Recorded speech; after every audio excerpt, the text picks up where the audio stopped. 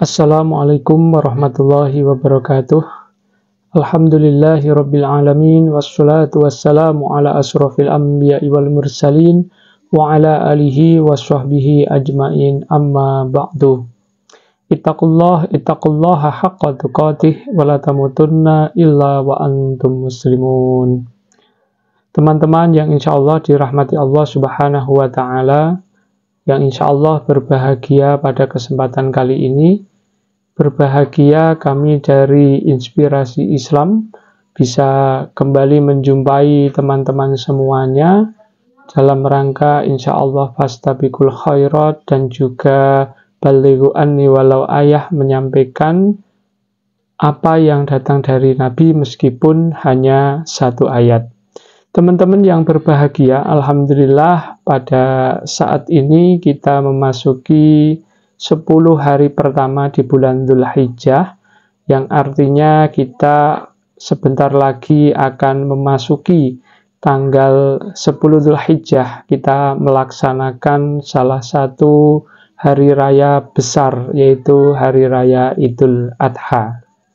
Maka teman-teman, pada kesempatan kali ini kita akan membahas mengenai sejarah Idul Adha, yang mana kami kutip dari ulasan yang ada di media online, yaitu tentang asal-usul mengenai Idul Adha. Maka teman-teman semuanya, mengenai asal-usul Idul Adha tidak bisa dipisahkan dengan kisah keteladanan dari Nabi kita, Nabiullah Ibrahim alaihissalam, di mana ketika Nabi Ibrahim alaihissalam diperintahkan oleh Allah subhanahu wa ta'ala dengan membawa dan kemudian meninggalkan istri dan putra beliau di sebuah tempat yang sangat kering, tandus, dan terletak jauh dari tempat tinggalnya. Bahkan lembah tersebut sama sekali tidak ditumbuhi oleh pepohonan dan sangat sepi, tidak ada penghuninya seorang pun. Meski demikian, istri beliau, Siti Hajar, menerima segala bentuk dari perintah dan ketetapan dengan penuh keikhlasan dan penuh tawakal. Sebagaimana difirmankan Allah Subhanahu wa ta'ala dalam surah Ibrahim ayat yang ke-37 dengan firman Allah Subhanahu wa ta'ala sebagai berikut. A'udzu billahi minasyaitonir rajim.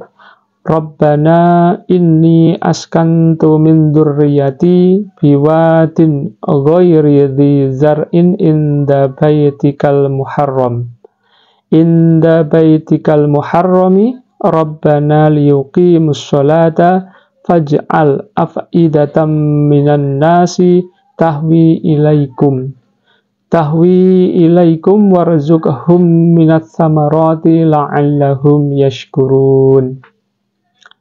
Ya Tuhan kami, sungguh aku telah menempatkan sebagian keturunanku di suatu lembah yang tidak mempunyai tanaman-tanaman di dekat rumahmu, yaitu Baitullah yang dimuliakan. Ya Tuhan kami, sedemikian itu agar mereka mendirikan sholat, maka jadikanlah hati sebagai manusia cenderung kepada mereka, dan berilah mereka rezeki dari buah-buahan, mudah-mudahan mereka bersyukur. Teman-teman yang insya Allah dirahmati Allah Subhanahu wa ta'ala, sebagaimana telah diriwayatkan oleh Ibnu Abbas radhiyallahu anhu, ketika Nabi Ismail alaihissalam kehausan dan terus menangis. Melihat kondisi itu, Nabi Ismail yang menangis karena kehausan membuat Siti Hajar, istri Nabi Ibrahim, berlari-lari kecil dari Bukit Sofa ke Bukit Marwah sebanyak 7 kali, atau yang dikenal dengan istilah sa'i, untuk menemukan air. Namun usaha yang beliau lakukan mengalami kegagalan atau tidak berhasil. Lantas Allah Subhanahu wa Ta'ala mengutus malaikat Jibril untuk membuatkan mata air. Tak berselang lama maka muncullah mata air dan dari hentakan kaki Nabi Ismail alaihissalam, dan berkatalah Siti Hajar, Zam-zam. Mata air ini telah berhasil merubah daerah yang gersang dan tandus tersebut dengan kemudian memiliki persediaan air yang sangat melimpah. Hingga saat ini, wilayah tersebut masih menjadi pusat dari perkembangan daerah-daerah di sekitarnya dan dikenal dengan kota Mekah. Atas ketaatannya tersebut, Nabi Ibrahim diberikan gelar sebagai Al-Khalil oleh Allah Subhanahu wa Ta'ala. Namun, para malaikat bertanya kepada Allah, "Ya Tuhanku, mengapa engkau menjadikan Ibrahim sebagai kekasihmu, padahal ia disibukkan dengan urusan kekayaan dan keluarganya?" Allah Subhanahu wa Ta'ala lantas berfirman, "Jangan menilai hambaku Ibrahim ini dengan ukuran lahiriah. Tengoklah isi hatinya dan amal baktinya." Kemudian Allah Subhanahu wa Ta'ala memberikan izin kepada malaikat untuk turut menguji keimanan serta ketakwaan yang dimiliki oleh Nabi Ibrahim alaihissalam. Maka disebutkan bahwa Nabi Ibrahim alaihissalam adalah sosok yang sangat kaya raya. Bahkan Nabi Ibrahim memiliki banyak ternak yang jumlahnya hingga 12.000 ekor. Akan tetapi kekayaan yang dimiliki oleh Nabi Ibrahim alaihissalam tersebut tidak membuat beliau lupa kepada Allah Subhanahu wa Ta'ala. Bahkan Nabi Ibrahim tidak segan untuk memberikan apa yang ia miliki kepada Allah Subhanahu wa Ta'ala, termasuk anaknya, yaitu Nabi Ismail alaihissalam. Maka suatu ketika Nabi Ibrahim alaihissalam diuji oleh Allah Subhanahu wa Ta'ala melalui mimpinya, yaitu menyembelih Nabi Ismail alaihissalam yang saat itu baru berusia 7 tahun. Mendapati mimpi tersebut, memastikan bahwa mimpi itu dari Allah Subhanahu wa Ta'ala, bukan dari setan. Maka Nabi Ibrahim alaihissalam pun bergegas untuk menyampaikannya kepada Nabi Ismail perihal mimpi yang telah ia alami. Sebagaimana yang diabadikan oleh Allah Subhanahu wa Ta'ala dalam firman-Nya, "Qala ya bunayya inni ara fil manami anni adbahuha fandur madza tara." Qala ya abatif al ma tu'maru satajiduni insyaallahu minas sabirin. Artinya Ibrahim berkata, "Hei anakku, sesungguhnya aku melihat dalam mimpi bahwa aku menyembelihmu. Maka pikirkanlah apa pendapatmu." Ismail menjawab, "Wahai bapakku, kerjakanlah apa yang diperintahkan kepadamu. Insya Allah engkau akan mendapatiku termasuk orang yang sabar." Sebagaimana diabadikan di dalam surah As-Saffat ayat 102. Ketika hendak menunaikan perintah Allah Subhanahu wa Ta'ala untuk menyembelih anak beliau Nabi Ismail alaihissalam, maka Nabi Ibrahim mendapatkan bujukan dari para setan yang datang silih berganti supaya Nabi Ibrahim alaihissalam membatalkan perintah Allah Subhanahu wa Ta'ala tersebut.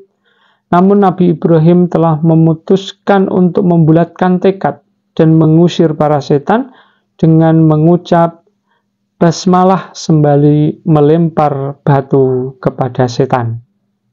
Hal itu kemudian menjadi salah satu prosesi dalam ibadah haji yang dinamakan dengan melempar jumroh.